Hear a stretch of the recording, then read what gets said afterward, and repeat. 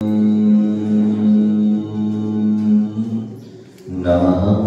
सिद्धेभ्यः।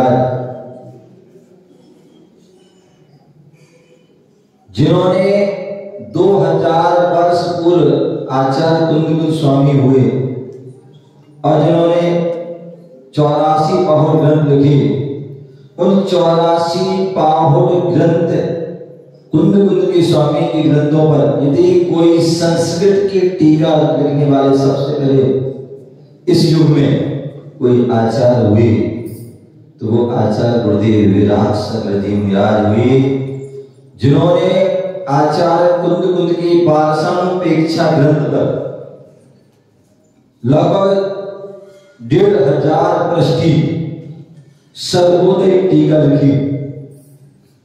पूज्य आचार्य गुरुदेव विराट सकल विराज ने ही रहनसार जो ग्रंथ है उस ग्रंथ पर भी लगभग 2000 पृष्ठी रत्नात्रय वर्धनी टीका लिखी। आचार्य कुंदकुंद स्वामी के ही जो ग्रंथ अष्टपाहुड़ ग्रंथ था, उस अष्टपाहुड़ ग्रंथ की 60 प्रावड़ की टीका थी, लेकिन 2 पाहुड़ की टीका संभवतः या तो हुई नहीं या कहते हैं जो 6 महीने 6 महीने हमारे शास्त्रों की होली जलाएगी। हो सकता है उसमें जो है विलुप्त हो गया, इसलिए लिंग बावड़ और शील बावड़ की टीका नहीं मिली। जब पूज्य गुरुदेव ने आचार्य अरहत बली स्वामी के द्वारा जो परंपरा प्रारंभ की थी, यति सम्मेलन युग प्रतिगमन की, और वो धारा जो है वर्तमान में विलुप्त हो गई थी, ऐसी उस धारा को भी उन्होंने जो है उजागर किया, उस परंपरा को पुनः प्रारंभ किया जयपुर में 2012 में। उस समय सर्वोदय टीका का विमोचन हुआ, तो उस समय आचार्य भगवान विशुद्ध सागर जी ने और हम सभी ने जो है गुरुदेव से प्रार्थना की कि हे गुरुदेव, आपने सर्वोदय टीका लेकर के बहुत बड़ा आपने उपलब्धि हम सभी को प्रदान की है। क्यों ना हो आपके ही द्वारा आचार्य कुंदकुंद स्वामी के ही जो अष्टपावक ग्रंथ है, जिसकी 2 टीका विलुप्त है, प्राप्त नहीं है, जिससे अध्ययन करने में थोड़ी समझने में परेशानी आती है, आप कृपा करें और उसकी टीका भी जो है यदि आपके हाथों से वरद हस्ते प्राप्त हो तो निश्चित ही जो है जैन धर्म के लिए, जैन संस्कृति के लिए, जैन इतिहास के लिए अपने आप में महती कृपा होगी। और पूज्य गुरुदेव ने हम सभी की भावनाओं को सुना, समझा और उन्होंने अपना लेखन कार्य प्रारंभ किया लिंग पावर और शील पावर का। और पूज्य गुरुदेव ने बहुत मेहनत की, बहुत परिश्रम किया, अनेक ग्रंथों को आलोकन किया और उसके बाद उन्होंने एक राजगृह में उसको पूरा किया विपुलाचल पर, और एक शिखर जी के पासनाथ के टॉप आदि पर पूरा किया। ऐसे जो है दोनों और पूरे हुए। और अभी 2023 में जब विरागोदय पंचगण हुआ तो उसमें दोनों का विमोचन हुआ, जहाँ पर अनेक विद्वानों के साथ बैठकर के उनकी गोष्ठी हुई, पूरा उस ग्रंथ को आलोकन किया, शोधन किया, तब जाके वो ग्रंथ लिखा। ऐसे वह पूज्य गुरुदेव ने रैन सार ग्रंथ पर भी रत्नात्रय वर्धनी नाम की जो है एक टीका 2 भागों में बहुत सुंदर टीका लिखी, जहां पर एक शब्दों पर एक शब्द पर जो इतना विस्तार से जो है वर्णन किया कि उनकी जो है अपने आप में उनका ज्ञान समझ में आता है कि गुरुदेव का क्या ज्ञान है, क्या चिंतन, क्या मनन, क्या उनका अध्ययन, क्या उनके जिरमानी पर पकड़ थी, वह उनकी टीकाओं के माध्यम से जो है उनके ग्रंथों के माध्यम से, जिन्होंने एक शब्द पर ग्रंथ लिख दिए। सम्यक दर्शन एक शब्द पर जो है उन्होंने चारों अनुयोग के जो है रेफरेंस आदि को देखते हुए एक जो है सम्यक दर्शन की लगभग 200-250 पृष्ठ की वह रेफरेंस है। जो संस्कृत गाथा श्लोक आदि के सह सूत्र से वह ग्रंथ लिखा, जिसमें लगभग 200-250-300 विद्वानों की उसके बाद समीक्षा आदि भी छपी। ऐसी उन्होंने जो है आगम चक्षु साहू पुस्तक लिखी, जिसमें जो है जो प्राचीन जो परंपरा थी उन प्राचीन परंपराओं को उजागर किया। ऐसी उन्होंने समाधि संलेखना समाधि शब्द पर जो बड़े बड़े ग्रंथ हैं, भगवती आराधना, मरण कटिका, मूलाचार, आराधना सार आदि, उन ग्रंथों का सार मतलब जो यदि एक श्रावक भी चाहे तो वह किसी की भी समाधि करा सकता है, शुरू से लेकर लास्ट तक पूरी उसमें सारी विधि, अष्टमूल गुणों के संस्कार या पूरी दीक्षा के संस्कार से लेकर अंतिम संस्कार तक की क्या विधि, वो सारी उन्होंने वो विधि उन्होंने लिखी। शुद्धोपवीत एक ऐसा शब्द है जिस पर बड़ा ऊहापोह रहता था, अनेक जो है साधुओं को भी जो है उसमें कई बार भ्रमित हो जाते थे, विद्वान तो भ्रमित थे। ऐसे उस शुद्धोपयोग विषय पर भी पूज्य गुरुदेव ने जो है मंत्र किया और उस पर उन्होंने पूरा सारे ग्रंथों को पढ़ करके जो है चारों अनुयोग के जो माध्यम से उनको जो है ग्रंथ तैयार किया शुद्धोपयोग। ऐसे अनेक जो है अवाल ग्रंथों के लिए उन्होंने किया, जो हमारी नई जनरेशन है, जो नई जो है पीढ़ी है, जो नए जो छोटे छोटे पौधे होते हैं, अंकुर होते हैं, उनको कैसे संस्कार दिए जाए, उसके लिए उन्होंने जो है बाल संस्कार, बाल बोध, बाल विज्ञान बोध 4 भागों में उन्होंने जो है वह ग्रंथ निकाले, जिसके उनके माध्यम से सभी को ज्ञान हो। जो उससे थोड़े और विशेष ज्ञान रखने वाले हैं उनके लिए उन्होंने जो कर्म सिद्धांत में प्रवेश करना चाहते हैं उनके लिए उन्होंने जो है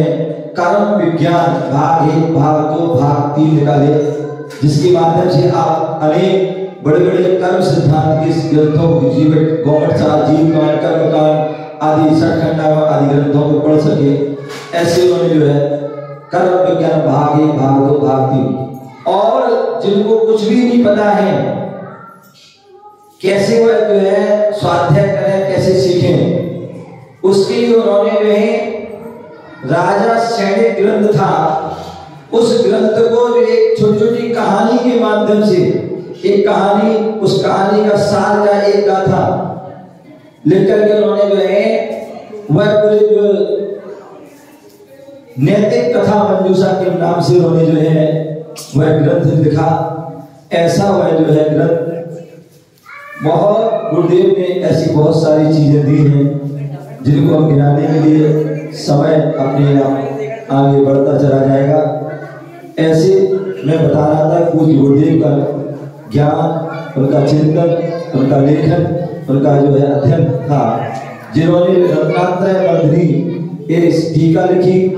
यहाँ पर रेहन सार ग्रंथ में 11 नंबर की जो है गाथा चल रही है और उस 11 नंबर की गाथा के माध्यम से बता रहे थे श्रावक का क्या धर्म होता है, श्रावक का क्या धर्म होता है, उस धर्म के बारे में वर्णन चल रहा था कि श्रावक का धर्म क्या है, श्रावक कौन हो सकता है। बच्चे लोग सुनेंगे ध्यान से कि हम श्रावक श्राविका कैसे बने, सच्चे जैनी कैसे बने। तो उसके लिए आचार्य कुंदकुल स्वामी ने बहुत सुंदर गाथा लिखी। दानम पूजम मुखम सावय धम्मो न तेड़ बिना। बोले जो है श्रावक कौन है, तो बोले जो है जो दानम पूजम मुखम जो सावय धम्मो, जो दान देता है और जो पूजा करता है वो श्रावक है, और जो दान नहीं देता है, जो पूजा नहीं देता है, पूजा नहीं करता है, वो श्रावक कहलाने का अधिकारी नहीं है। बड़ी खुशी की बात है, साहेबपुरा पारसनाथ जिलालय में यहाँ की कमेटी और यहाँ की जो है महिला मंडल और समाज के सहयोग से समाज की जो है महिलाओं आदि के द्वारा यहाँ बहुत सुंदर पाठशाला चलती है और उस पाठशाला में हम बच्चों के लिए, बच्चियों के लिए धर्म के हम संस्कार देते हैं, नैतिक संस्कार देते हैं। कैसे जो है, कैसे वह हमारी पीढ़ी आगे धर्म में हो सके, कैसे हमारे कि पंचम काल के अंत तक जो है जिन धर्म रहेगा, निर्गंध गुरु रहेंगे, चतुर्विद संघ रहेगा, मुनि आर्य श्रावक श्राविका रहेंगे। तो वो कैसे रहेंगे, वो इसी माध्यम से रहेंगे जो ज्ञान की जो है अध्ययन के माध्यम से जो है यह हमारा जिन धर्म की पताका चलती रहेगी। बोले जिन धर्म कब तक चलेगा, जिन धर्म कब तक चलेगा, बोले जब तक दो क्रिया होती रहेंगी तब तक जिन धर्म जो है आहार लेते रहेंगे और दूसरे श्रावक आहार देते रहेंगे। साधु आहार लेते रहेंगे और श्रावक जो है देते रहेंगे, तब तक हमारा ये जिन धर्म चलता रहेगा। और जिस दिन साधु ने आहार लेना बंद कर दिया,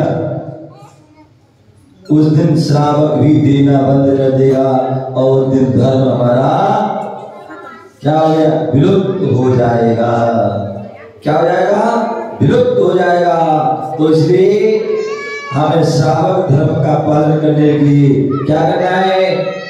दानम पूजन मुख्यम श्रावक धर्मो। जब भी हमारे कोई नगर में, बच्चे लोग, जब भी हमारे नगर में कोई भी साधु संत आए, चाहे वो आचार्य हो, उपाध्याय हो, मुनि हो, आरिका हो, एकक क्षुदक क्षुदिका हो, अथवा ब्रह्मचारी ब्रह्मचारिणी हो, त्यागी व्यक्ति हो, जब भी आते हैं तो हम सभी श्रावकों का, श्राविकाओं का कर्तव्य है, जो गृहस्थ हैं उनका कर्तव्य है कि उनका हम जो है अतिथि संभाग व्रत निकाल कर रहे, हम दान दें, आहार दान आदि दें। बोले आप देखिए साधु होते हैं, उनका हाथ 23 घंटे ऊपर होता है। उड़िया क्या? साधु का 23 घंटे हाथ ऊपर होता है, होता नहीं होता है? और आपका नीचे होता है, हाथ जोड़ के नीचे होते ना।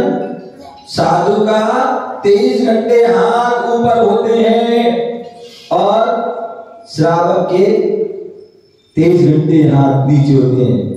लेकिन 1 घंटा ऐसा आता है, ध्यान रखना, 1 घंटा ऐसा आता है जिस समय साधु के हाथ नीचे होते हैं और श्रावक के हाथ ऊंचे होते हैं। वो 1 घंटा आपको मौका मिलता है। बच्चे लोग आप ध्यान रखना, संडे है, क्या है? संडे है, रविवार है। और आज संडे क्या होता है? संडे। कौन सा डे होता है? संडे। आज के दिन जो है, आज का दिन हमारे संतों के लिए और भगवंतों को भी देना चाहिए। सुबह से भगवान के दर्शन करें, भगवान की पूजा करें, आसपास के जिनारों के दर्शन करें, तीर्थ वंदना करें। और यदि हमारे नगर में कोई साधु है तो आज के दिन जो है क्या करें? उनके लिए उनके हाथ पर जो है आहार दें, एक गिलास रखें, कोई भी वस्तु को जो है दान दें, तो वह श्रावक धर्म का पालन होता है। तो सभी लोग ध्यान रखिए, आपके नगर में साधु हैं तो आज उसका मौका छोड़ना नहीं। क्यों? क्योंकि कहा जाता है कल का दिन किसने देखा है, कल का दिन किसने देखा, आज के दिन को खोए क्यों। कल का दिन किसने देखा है, आज के दिन को खोए क्यों। और जिन घड़ियों में हंस सकते हैं उन घड़ियों में, जिन घड़ियों में हंस सकते हैं उन घड़ियों में, तो इसलिए समय का आज समय मिला है तो आज इसका लाभ ले लो। बच्चे लोग आज छुट्टी है और उसका मौके का लाभ ले लेना। साधु के जो है अपनी चर्या में सम्मिलित हो जाना। दूसरी बात, अभी मैं देख रहा था कि जो है पाठशाला की जो हमारी दीदी, कौन है दीदी, खड़ी हो जाए एक बार, है कोई? और कितनी दीदी है? 10 हैं। और 10 में 9 कहाँ हैं? 9 2 11। कोई बात नहीं, बहुत अच्छी दीदी के लिए ताली बजा दीदी के लिए। और हमारे भैया का नाम का है अनुराग बाबा, जयदीप। हाँ, जयदीप भैया के जाए तो इनको नाम जयदीप और ये जो है अनुराग भैया, इनको धर्म से अनुराग है। तो पूजा करा रहे थे। जो श्रावक का जो धर्म है, श्रावक के जो कर्तव्य है उसमें देव पूजा, गुरु आस्ति, स्वाध्याय, श्रीमंत दानव के लिए स्नानम सत्कर्माणि दिने दिने, उस श्रावक का जो कर्तव्य, पहला कर्तव्य करा रहे थे। ये निश्चित ही जो है आप बहुत बड़ा काम कर रहे थे। ये बच्चे भविष्य में जो है जब जो है बट वृक्ष के रूप धारण करेंगे और बड़ी बड़ी पोस्टों पे जाएंगे, बड़े बड़े कार्य करेंगे और उस समय इस धर्म को अपने याद रखेंगे कि हमें फलाने दीदी को कि भैया हम जैन कुल में जन्म लिया। बच्चे भैया सच्चा जैनी कौन है? केवल जैन कुल में जन्म लेने से जैनी नहीं हो जाते, ध्यान रखना। जैनी के लक्षण हैं, यदि वो लक्षण आपके अंदर हैं तभी आप जैनी हो सकते, अन्यथा आप केवल नाम के जैन हैं, कर्म के जैन नहीं है। तो वो जैनी के लक्षण क्या है?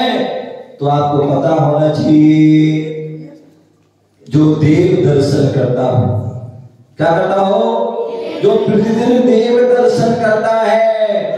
बेटा गंदी बात, बेटा अच्छे बेटो क्या बोल रहा हूं मैं, ध्यान सुनो। अभी पूछूंगा, प्रश्न करेंगे और जो बताएगा उसको इनाम देंगे, तो ध्यान से सुनो। क्या बोल रहा हूं? जैनी के लक्षण क्या है? तो जो देव दर्शन करता हो, क्या करता हो? जैन दर्शन, देव दर्शन। और देव दर्शन भी किसके? कौन से देव? जो देवादि देव हैं। ध्यान रखिए, देव भी 4 प्रकार के होते हैं, ध्यान से सुना। देव भी 4 प्रकार के होते हैं। एक देवादि देव, अनंत देव, वीतरागी देव, सर्वज्ञ देव, हितोपदेशी देव। ये जो कौन है? देवादि देव, जो 18 दोषों से रहित होते हैं, वो देवादि देव हैं। दूसरे जो होते हैं देवगति के देव। कौन से देव? देवगति के देव। और वो देवगति के देव भी 4 प्रकार के होते हैं, भवनवासी, व्यंतर, ज्योतिष और कल्पवासी। ठीक है ना? तो ये जो जिन्हें हम पैमानिक भी कहते हैं, तो ऐसे वो देवगति के देव भी 4 प्रकार के होते हैं।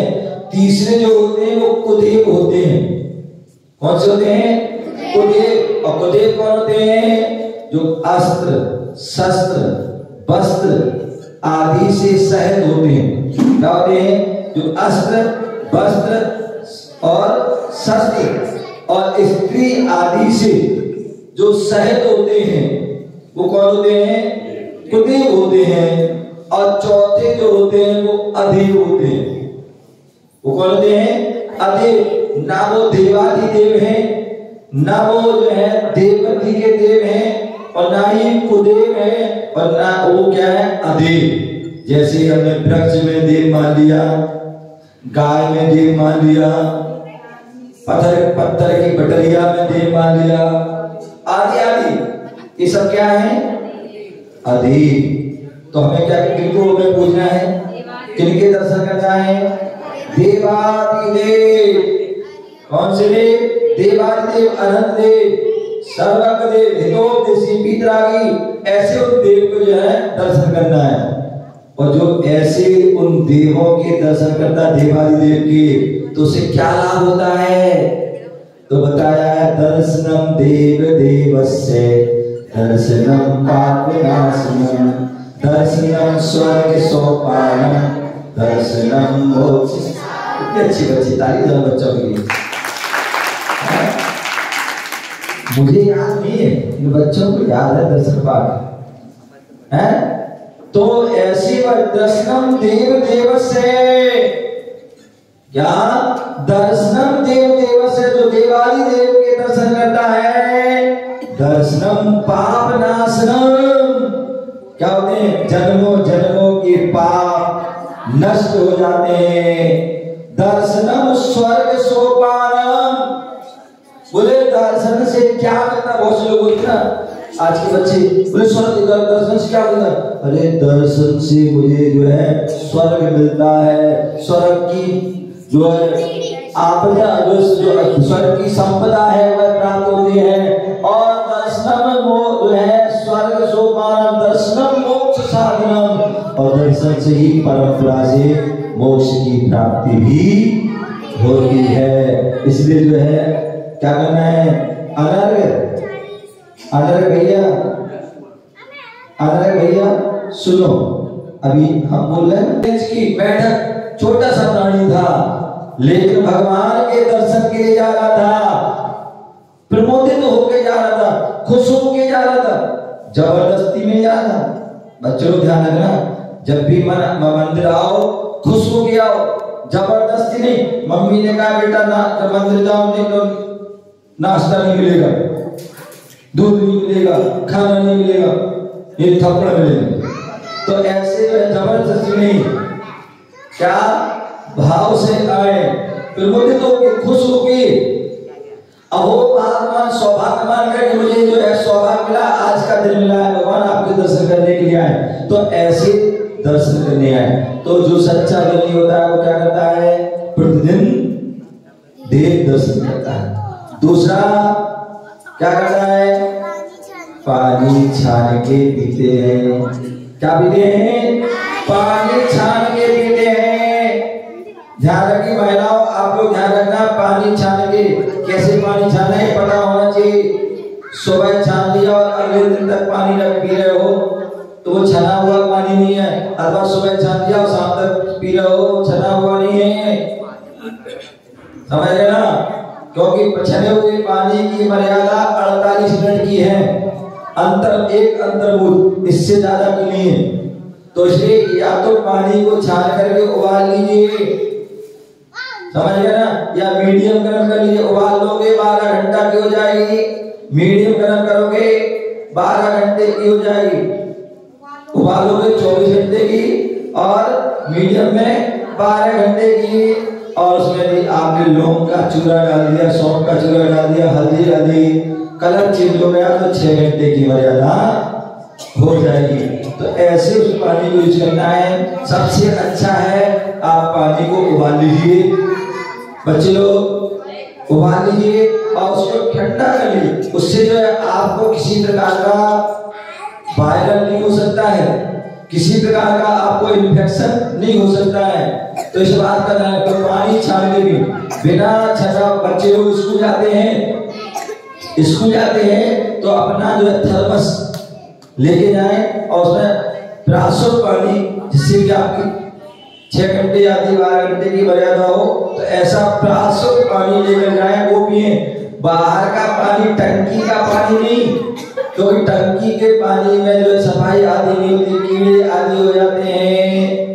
अथवा आरओ का पानी यदि पीते हो तो उसमें केमिकल लगता है और वो आपके लिए नुकसानदायक होता है, अनेक प्रकार की बड़ी से बड़ी बीमारी पैदा कर। तो इसलिए क्या करना है, देव दर्शन करना है, पानी छान के पीना है और अंत में क्या करना है, रात्रि भोजन का त्याग। सूर्य अस्त के क्या शाम को वाले 5:30 बजे सूरज उगा है, उसके 2 घड़ी पहले, मतलब जो है लगभग 4:30 पौने 5 के बीच में, पौने 5 के बीच में हमें भोजन समाप्त फिनिश कर देना चाहिए।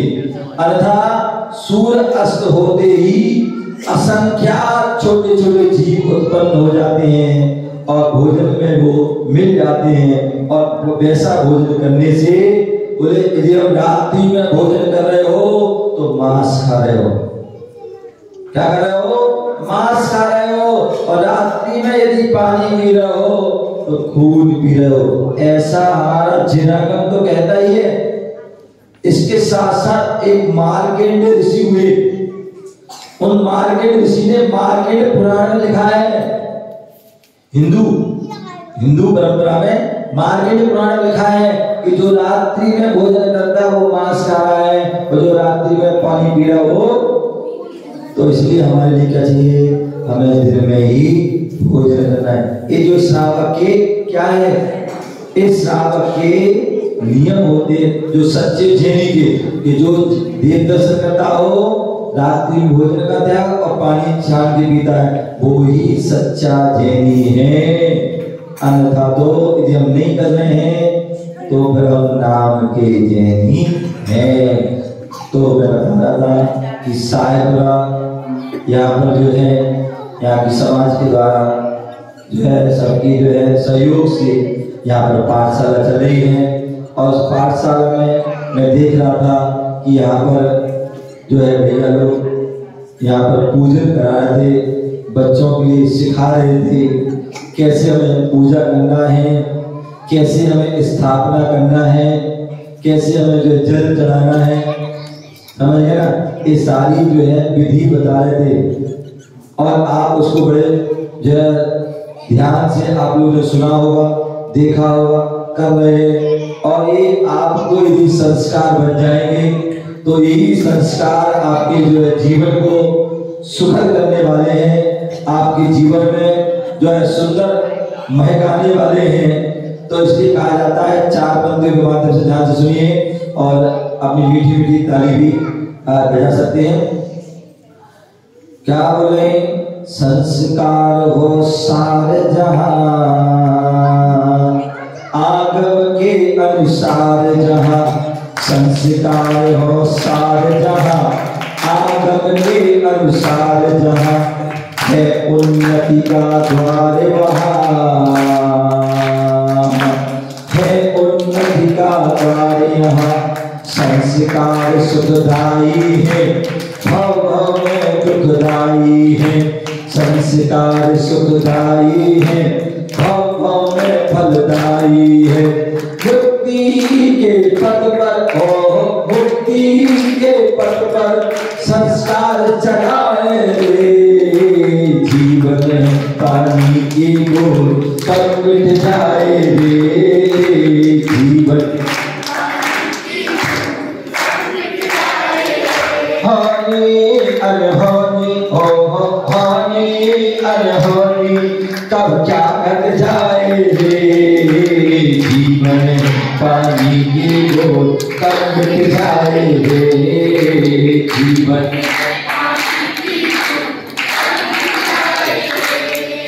सुंदर बात कही है। संस्कार हो सार जहां, जीवन में सार है। जिसके जीवन में संस्कार है तो उसका जीवन सारभूत है, और जिसके जीवन में संस्कार नहीं है तो वह जो है उसका जीवन असार है। संस्कार ही व्यक्ति को जो है इंसान बनाते हैं, संस्कार ही व्यक्ति को संत बनाते हैं, संस्कार ही व्यक्ति को जो है भगवान बना देते हैं। और ये कुसंस्कार आ गए तो व्यक्ति को जो है पशु, पक्षी, नारकी, त्रेल, निगोदिया भी बना देते हैं। तो संस्कार को सार जहां, आगम के अनुसार जहां। और वो संस्कार कैसे होना चाहिए? आगम के अनुसार, आगम के अनुसार, बिना आगम के अनुसार अथवा कुछ भी बता दें बच्चों को नहीं। जो विधि है, जो आगम की विधि है, कैसे मंदिर आना है, कैसे दर्शन करना है, कैसे पूजन करना है, कैसे मुनियों को दान देना, ये सारी विधि है। उन विधि के अनुसार, आगम के अनुसार तो क्या होगा? है उन्नति का द्वार वहां। यदि आपके आगम के अनुसार संस्कार होंगे तो आपका उन्नति का द्वार खुल जाएगा, अन्यथा आपके उन्नति का द्वार बंद हो जाएगा। क्या हो जाएगा? उन्नति का द्वार बंद हो जाएगा। संस्कार सुखदाई है। बच्चे लोग, आपने कहानी सुनी होगी, कहानी सुनी होगी। एक व्यक्ति था, उसे फांसी की सजा दी जानी थी। फांसी की सजा दी जानी थी, जेल में बंद था। अगले दिन माने कल के दिन फांसी की सजा होने वाली है। उससे पूछा गया, जेलर आदि ने, जो पुलिस के अधीक्षक ने पूछा कि बेटा तुम्हारी अंतिम इच्छा क्या है? अंतिम इच्छा बताओ, क्या तुम्हारी ये था जो उसको पूरी की जाएगी? उसने कहा कि मुझे अपनी मां से मिलना है। क्या मिलना है? मुझे अपनी मां से मिलना है। बोले और कुछ? बोले बस अपनी मां से मिलना है। और किसी बोले नहीं, अपनी मां से मिलना है। लगता है मां से मिलना, मां से बड़ा विशेष प्रेम होगा, इसलिए होगा। सामान्यतः तो बच्चों को मां से इसलिए होता ही है। तो सोचा कि जरूर विशेष तो इसलिए होगा। उसकी माँ को बुलाया गया, माँ को उसके बाद उसको बुलाया गया और उस बच्चे के पास लाया गया। बच्चे ने माँ को पास बुलाया, और पास आओ, और पास आओ, और पास आओ। और जैसे उसका चेहरा उसने माँ का पास में कराया और उसने माँ ने कहा, उसने क्या कहा कि कान को जो है मुख से जोर से दांतों से काट दिया, दबा दिया, इतनी जोर से दबा दिया, इतनी जोर से दबा दिया कि जो है माँ की चीख निकल गई। पुलिस वाले जो अधीक्षक है वो देख रहे क्या कर रहा है। उसने जैसे भी उसको करके जो उसको छुड़वाया, बड़ी मुश्किल से छुड़ाया, यहाँ तक कि उसके कान से खून आदि ब्लड भी आ गया। माँ बड़ी तड़प रही है, बड़ी दुखी हो रही है। सारे बोल रहे हैं कि ये कैसा बालक है। मैं तो सोच रहा था कि माँ को बुला रहा है तो माँ के लिए बुला रहा है तो माँ को अच्छे प्रेम करेगा, स्नेह करेगा, दुलार करेगी माँ भी। भाई तो उल्टा हुआ, ये क्या हो गया। उसने उसको जैसे जैसे माँ को छुपाया और फिर उससे पूछा गया कि भाई तूने ऐसा क्यों किया। बेटा बुढ़िया बोले ऐसा क्यों किया तुमने, बोले ऐसा क्यों किया, ऐसा क्यों किया। तब उसने बचाया कि हे मतलब पुलिस अधीक्षक, आपको मैं बताऊं, तुम कह रहे ऐसा तुमने क्यों किया। बोले आज मैं फांसी के फंदे पर लटक रहा हूं, उसमें यदि सबसे बड़ा यदि हेतु है तो मेरी माँ है। क्या सबसे बड़ी हेतु है तो माँ है। बोले क्या मतलब। बोले आज मैं जो यहाँ पर आया हूँ फांसी के फंदे लटकूंगा वो माँ के कारण। बोले ऐसा क्यों। बोले जब मैं बचपन में था और पहली बार स्कूल गया था, और क्योंकि मेरे पिताजी नहीं थे, माँ ने ही मुझे पाला और मैं अभाव में पला, जो हमें वस्तु मिलना चाहिए वो नहीं मिली। वो आजकल की बात अलग है कि आज हम क्या करते हैं, हम दो और हमारे एक, क्या हम दो हमारे होते हैं तो क्या होता है, अब बच्चों के नखरे ज्यादा होते हैं।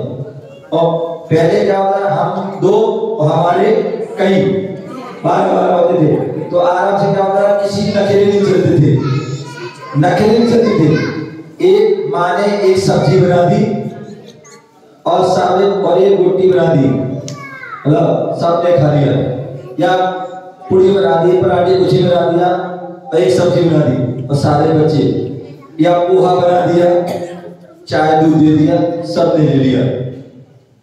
और आज यदि घर में 4 सदस्य हैं तो चारों के अलग अलग नाश्ता होते हैं, अलग अलग का टाइम होता है, उसी प्रकार भोजन में अलग अलग, लंच में अलग, डिनर में सब में अलग अलग। ये हमारी माताएं बेचारी सुबह से लेकर के सुबह 6 बजे 5 बजे लेकर रात को 12 बजे तक रसोई में रहती है, बिल्कुल उनको आराम नहीं मिलता है, बिल्कुल आराम नहीं मिलता।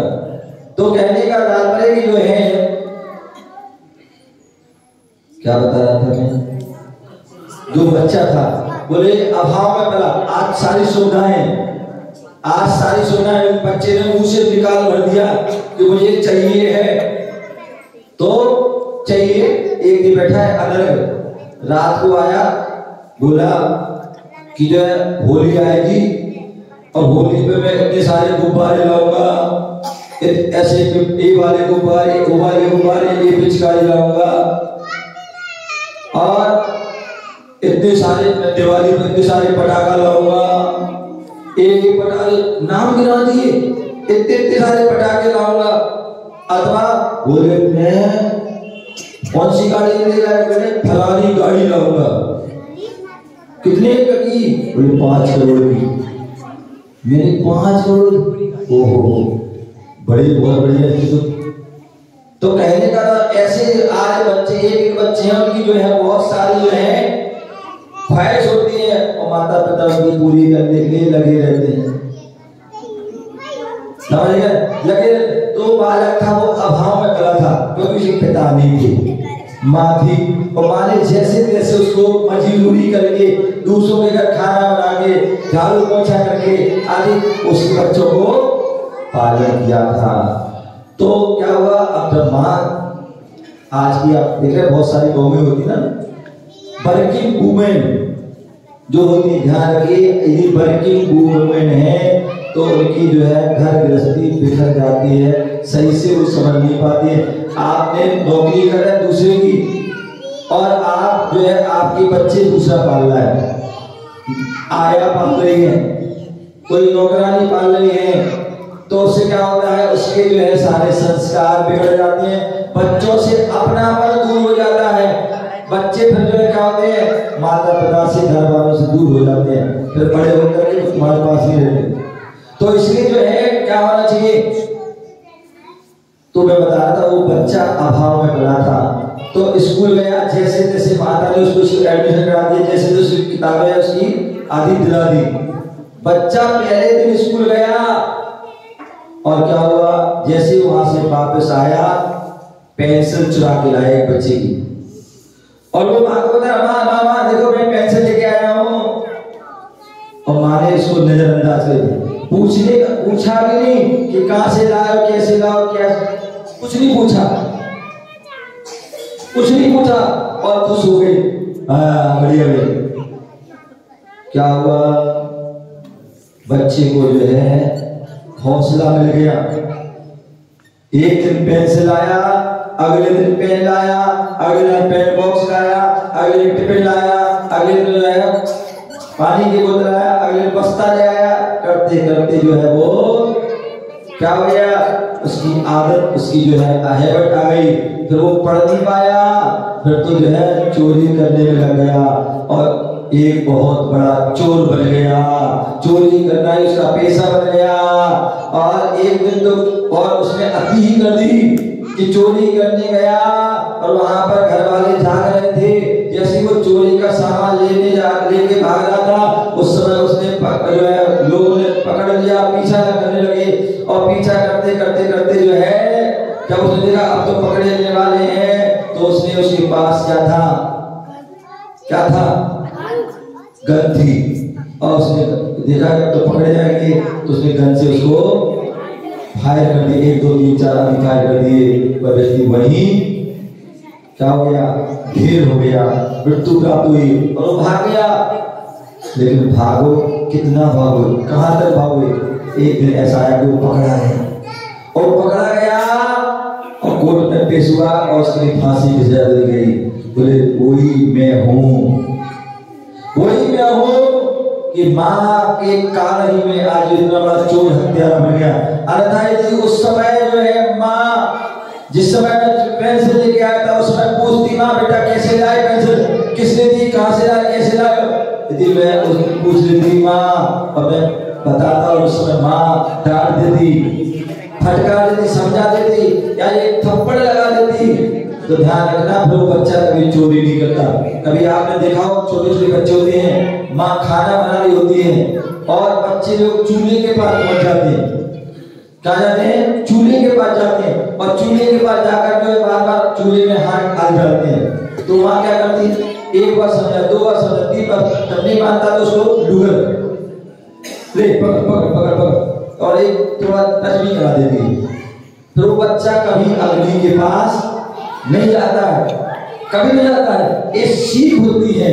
तो उसी प्रकार जो है बोले, अगर माँ मुझे उस समय समझा देती तो ऐसे हमें संस्कार, हमें आगे दिल नहीं होगा पड़ा। कहने का तात्पर्य है कि बच्चों को यदि हम संस्कार अच्छे देंगे, और संस्कार तब दे पाएंगे जब हम स्वयं संस्कारित होंगे, तभी हम बच्चों को संस्कार दे पाएंगे, अन्यथा बच्चों को संस्कार नहीं दे पाएंगे। यदि आप मंदिर आओगे तो आप बच्चों से कह पाओगे बेटा मंदिर जाना चाहिए, यदि आप अभिषेक करते हो तो आप बच्चों से कह पाओगे बेटा अभिषेक करना चाहिए, आप यदि पूजा करते हो तो आप कह पाओगे बच्चों बेटा पूजा करने, आप यदि दान देते हो मुनियों को तो आप भी बच्चों से कह पाओगे बेटा दान करना चाहिए, आप यदि गुटखा खा रहे हैं, बीड़ी पी रहे हैं, सिगरेट पी रहे हैं, झूठ बोल रहे हैं, चोरी कर रहे हो, और बच्चे से कहो बेटा ये नहीं करना चाहिए, तो वह बच्चा आपकी बात को नहीं सुनेगा। तो इसलिए हम चाहते हैं कि हमारे बच्चे संस्कारित हों, तो उसके पहले हम स्वयं संस्कारित हों और उसके बाद बच्चों को संस्कार करेंगे तो निश्चित ही आपका जीवन श्रेष्ठ बनेगा और बच्चों का जीवन भी श्रेष्ठ बनेगा। बोले संस्कार सुखदायी है, संस्कार फलदायी है और भगवान में फल अच्छा प्रदान करते हैं। ऐसे मुक्ति पद को भी ले जाने वाले ये संस्कार होते हैं। ऐसे उन संस्कारों को यहाँ पर पाठशाला के माध्यम से दिया जा रहा है। यहाँ की दीदियों के लिए, भाइयों के लिए, समिति के सबके लिए बहुत बहुत मंगल आशीर्वाद कि आप ऐसे बच्चों को संस्कार कर रहे हैं और नए जो है भविष्य के हमारे जो है जैन धर्म को आगे बढ़ाने वाले हैं, उन सभी के लिए बहुत बहुत मंगल आशीर्वाद। इसी भावना से जय गुरु महावीर भगवान की।